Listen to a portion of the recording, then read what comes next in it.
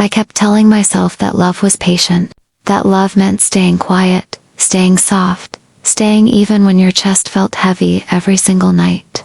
I told myself that marriage wasn't supposed to be easy, that pain was normal, that forgiveness was strength.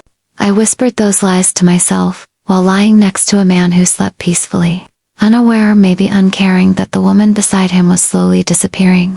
I remember staring at the ceiling in the dark, listening to his breathing, wondering how someone could be so close to me and yet so far away. I was his wife. I carried his name. I carried his burdens. But I carried my pain alone. In the beginning, I believed him. Every apology sounded sincere. Every promise felt warm in my hands, like something I could hold on to when the nights grew cold. I didn't mean it. He would say, "I'll change." And I wanted to believe that people change when they love you enough. So I forgave him the first time he raised his voice. I forgave him when he dismissed my feelings like they were childish. I forgave him when he chose his phone over my tears, his comfort over my pain. Each time, I told myself it wasn't that bad. Other women had it worse. At least he didn't leave. At least he came home. But forgiveness, when given too freely, becomes invisible. It stops being a gift and starts becoming an expectation. He learned that no matter how deeply he hurt me, I would stay. He learned that my silence meant permission, that my tears dried quickly enough for him not to worry. I smiled in front of others. I laughed at dinners. I played the role of the grateful wife, while inside I was exhausted from pretending I was okay. There were moments when I tried to speak, moments when I gathered all my courage and said, "This hurts me." He would sigh, roll his eyes, tell me I was too sensitive. He said I remembered things wrong, that I made problems out of nothing. Slowly, I began to doubt my own feelings. I wondered if I was asking for too much, if wanting to be heard was selfish, if expecting kindness was unreasonable. I shrank myself to fit into the version of a wife he seemed comfortable with, quiet, forgiving, endlessly understanding. I learned how to cry without making a sound. I learned how to clean the house with swollen eyes. I learned how to swallow words before they turned into arguments. Every time I forgave him, I lost a little piece of myself. I stopped recognizing the woman in the mirror. She looked tired, older, like someone who carried stories she was never allowed to tell. I missed the version of me who laughed freely, who spoke without fear, who believed love didn't have to hurt to be real. Sometimes, late at night, I would imagine what it would feel like to be chosen. Not occasionally, not when it was convenient, but fully, completely. I wondered what it was like to be married to someone who protected your heart instead of bruising it. Someone who listened instead of defending himself. Someone who noticed when your smile faded. Those thoughts made my chest ache, because they reminded me of everything I didn't have. He wasn't cruel all the time. That was the hardest part. He could be kind. He could be charming. On good days, he would hold my hand, make me laugh, remind me why I fell in love with him in the first place. Those moments kept me hopeful. They kept me forgiving. They kept me trapped in the space between who he was and who I kept believing he could become. I held on to those rare good days, like proof that my suffering had meaning. But love shouldn't feel like a test of endurance. It shouldn't require you to erase yourself just to keep the peace. I was tired of being the strong one. Tired of understanding his anger, his stress, his silence. No one ever asked how much I was carrying. No one saw how often I broke myself just to keep us whole. One night, after another argument that ended with him turning away from me, I sat alone on the edge of the bed. The room felt unfamiliar, like it no longer belonged to me. I realized that I had been forgiving him for years, but he had never truly tried to stop hurting me. And in that quiet moment, something inside me shifted. Not loudly, not dramatically. Just a small, painful awareness that love, real love, does not ask you to bleed in silence. I didn't know what would come next. I only knew that I couldn't keep losing myself in the name of forgiveness. And for the first time in a long time, I allowed myself to feel the truth instead of forgiving it away. The days after that realization felt heavier, like I was walking through my own life with a weight tied to my chest. Nothing on the outside changed. I still woke up early, made his coffee the way he liked it, folded his clothes, asked about his day. From the outside, I was still a good wife. But inside, something had cracked. I started noticing things I had trained myself to ignore. The way his words were sharper when no one else was around. The way his patience ran out faster with me than with strangers. The way my presence seemed to irritate him unless I was useful or agreeable. I paid attention to how often I apologized for things that weren't my fault.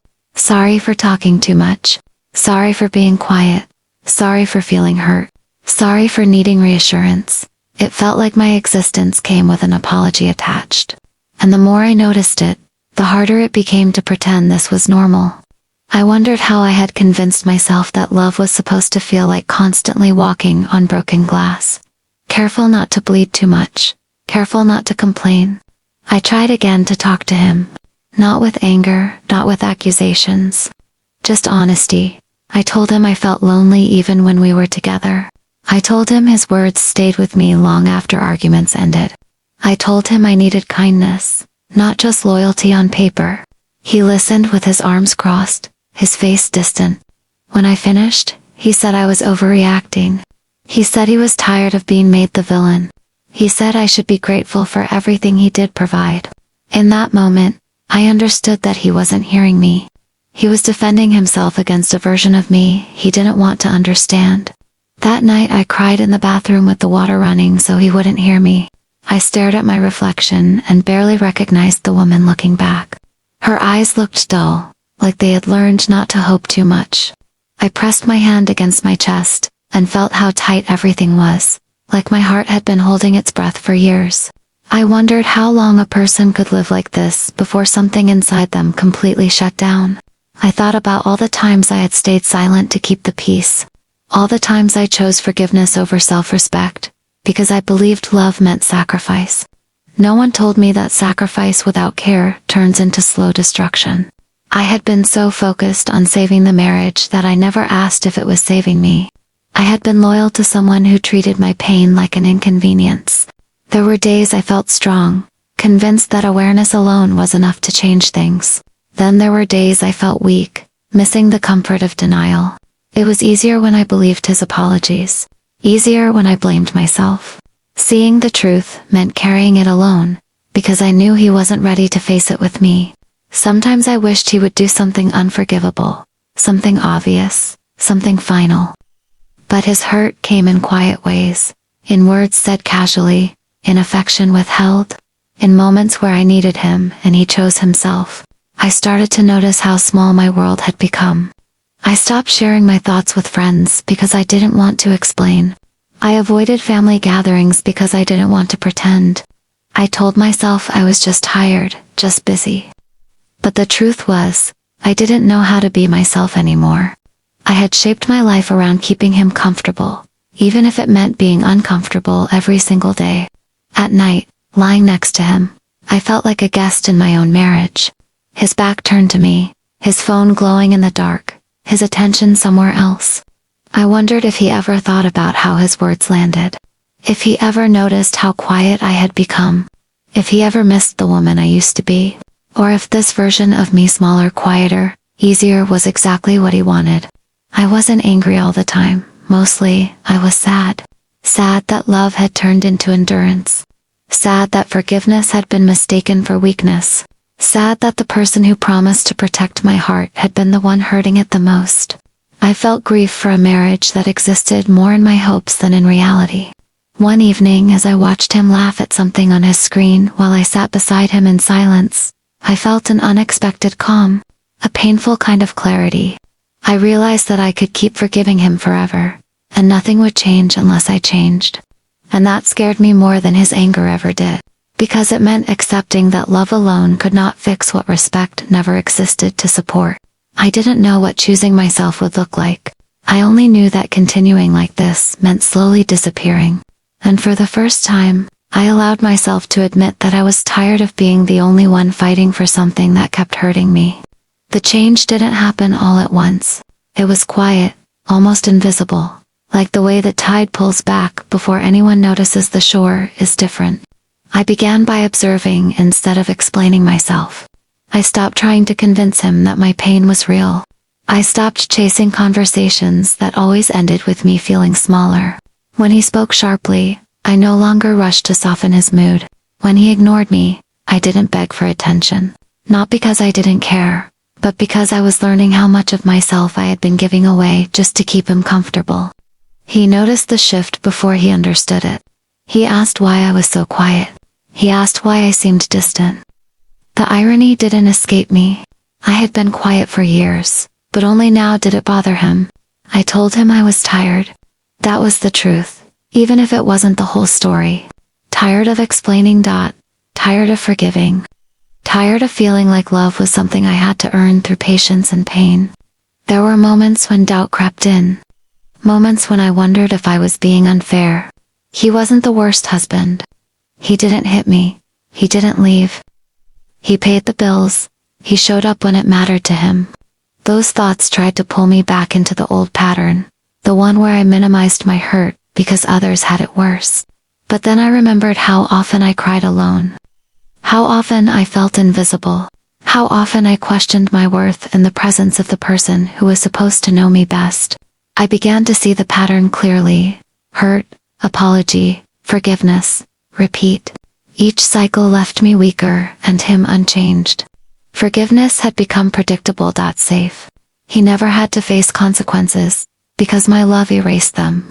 And realizing that didn't make me feel powerful. It made me feel ashamed. Ashamed of how long I had abandoned myself in the name of being understanding. One afternoon, he said something small.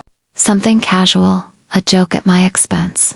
It was the kind of comment I used to laugh off, even when it stung. This time, I didn't laugh. I looked at him and said, calmly, that it hurt me. He rolled his eyes and told me I was too sensitive. And instead of arguing, instead of defending my feelings, I felt something settle inside me, a certainty. If someone keeps hurting you after you tell them it hurts, they are making a choice. That night, I sat alone with that truth. I thought about all the times I had asked for change, all the times he promised without action, all the times I believed love meant waiting. I realized that staying had cost me more than leaving ever might. It had cost me my voice, my confidence, my sense of safety within myself. I had become someone who measured every word, every emotion, afraid of being too much. I imagined a life where I didn't have to brace myself before speaking.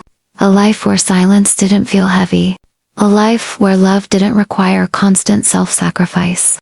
The idea scared me, but it also felt like air after years of suffocating. I understood then that fear had been keeping me loyal to pain. Fear of being alone. Fear of starting over.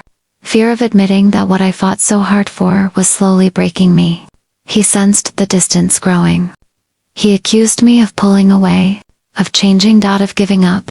I wanted to tell him that I had been giving up for years, just not on him. I had been giving up on myself, but I stayed quiet, not out of fear, but out of clarity. Not every truth needs to be argued. Some truths just need to be accepted. There were nights when I still cried. Healing doesn't erase pain overnight. It revisits it, again and again, until it loses its power. I mourned the marriage I hoped for. I mourned the man I thought he could be. I mourned the woman I used to be. But underneath the grief, there was something else growing. A quiet strength. A sense that my life did not have to revolve around someone else's inability to love me well. I began to understand that forgiveness without boundaries is self-betrayal. That love without respect is survival, not partnership. That staying silent to keep the peace only teaches others that your pain is negotiable. These realizations didn't make me loud or angry. They made me steady. I didn't know what the future held. I didn't have a plan. I only knew that I could no longer keep forgiving someone who kept choosing to hurt me. And for the first time, that knowledge didn't feel like failure. It felt like the beginning of honesty. I didn't leave right away. People think clarity comes with instant action, but for me, it came with stillness. With sitting in the truth long enough to stop running from it. I needed to understand something first. I needed to know that whatever choice I made, it wouldn't be driven by anger or desperation, but by that took time. I started doing small things for myself, things that didn't revolve around him. I took longer walks. I let myself sit in silence without feeling guilty. I wrote down my thoughts, not to send them to him, but to hear myself again. And slowly, I began to feel my presence return. It was unfamiliar at first, like meeting someone you used to know, but haven't seen in years. I was cautious with myself, gentle. I had been hard on myself for too long. He noticed that I no longer reacted the way I used to. When he spoke sharply, I didn't flinch. When he dismissed me, I didn't chase him for reassurance. This unsettled him more than any argument ever had. He asked what was wrong with me. I almost laughed at that question. What was wrong with me was that I had learned to survive on crumbs and call it love. What was changing was that I no longer wanted to. One evening, he apologized again. The same words, the same tone. The same promise of change without direction. And for the first time, I listened without hope. Without anger. Just observation. I realized that his apologies were about easing his guilt, not healing my wounds. They were designed to reset the cycle, not break it. And something in me finally refused to reset. I told him that I believed he was sorry, but that I was also tired. Tired of forgiving without seeing effort. Tired of explaining the same pain in different words. Tired of shrinking to make the relationship work. He looked at me like he didn't recognize me. Maybe he didn't. I was no longer the woman who absorbed everything quietly. I was no longer willing to bleed just to prove I loved him. That conversation didn't end with shouting. It ended with silence. A heavy, honest silence that carried more truth than all our past arguments combined. In that silence, I understood something important. Even if he changed tomorrow, I had already changed today, and I couldn't unsee what I had seen. I couldn't unknow what I had learned about myself. I grieved deeply, not just for the relationship, but for the years I spent convincing myself that my pain was normal. That love required endurance. That being a good wife meant being endlessly forgiving, even at the cost of my own well-being. I forgave myself for that. I forgave the woman who stayed because she believed in love, because she believed in commitment, because she believed people could grow if given enough chances.